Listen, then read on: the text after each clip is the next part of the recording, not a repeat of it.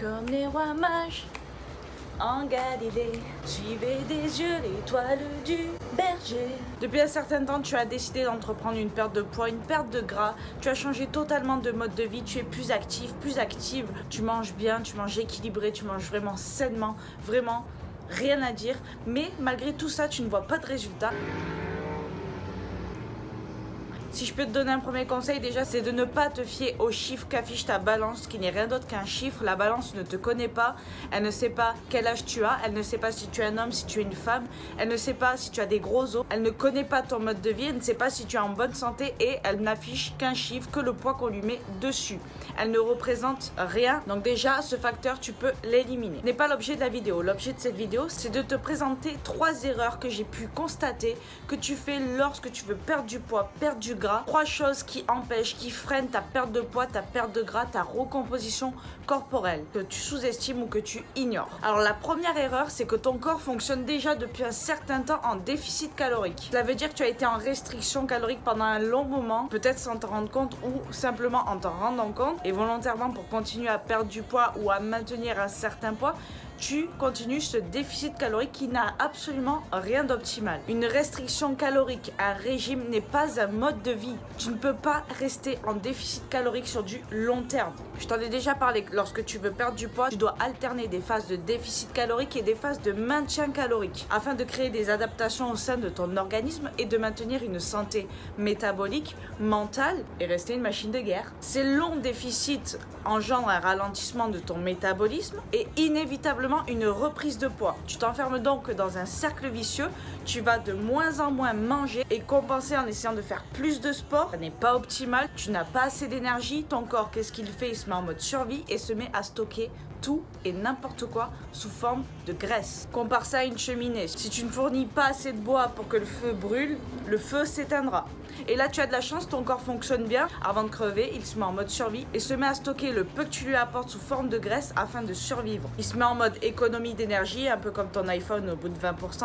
Tu connais ma gueule. La température corporelle baisse, tu vas perdre du muscle, les fonctions cérébrales vont également être touchées, ton pouls va également ralentir, ainsi que tes fonctions thyroïdiennes. La deuxième erreur, c'est le manque de glucides ou la diminution drastique des glucides. Ça sert à rien ma gueule, c'est contre-productif, c'est dangereux pour ta santé. En ne consommant pas assez de glucides, la perte de gras devient de plus en plus difficile et de plus en plus dangereuse. N'oublions pas que les glucides stimulent le métabolisme. C'est la principale source d'énergie de ton corps. Ton corps a besoin d'énergie pour brûler, il a besoin d'énergie pour vivre, pour se dépenser.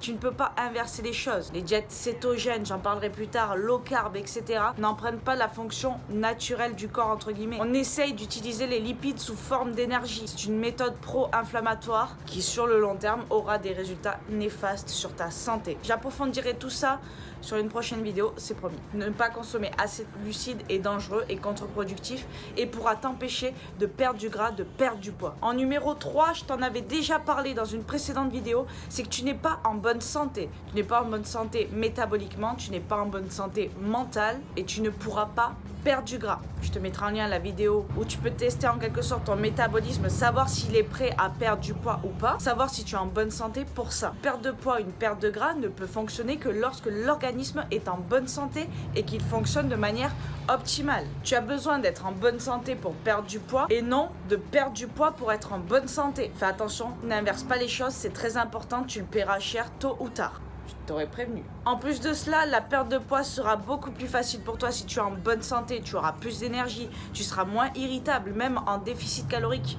Tu pourras faire des activités sociales, tu ne perdras pas la totalité de tes amis, tout ça parce que tu veux perdre du gras. Tu ne feras pas la marmotte toute la journée sur ton canapé devant Netflix sans même pouvoir regarder un épisode entier de ta série préférée parce que tu seras crevé complètement. Ou faire des séances de sport optimales, des activités qui te plaisent, c'est important. La santé mentale fait également partie de ces facteurs. D'ailleurs, en réalité, une perte de poids, une perte de gras n'est pas aussi difficile qu'on te le chante depuis des années. Tout ça n'est que purement marketing. On te vend des régimes qui foutent en l'air ton métabolisme, on crée le besoin. Automatiquement, tu as un métabolisme bidon, donc tu es obligé de te tourner vers d'autres méthodes totalement bullshit qui ruinent encore plus ta santé. Tu es dans le cercle vicieux, tu crois ne plus pouvoir en sortir et tu n'en sors plus. Donc, avant de vouloir perdre du poids, vérifie ta santé mentale et ta santé physiologique, ton sommeil, ton stress.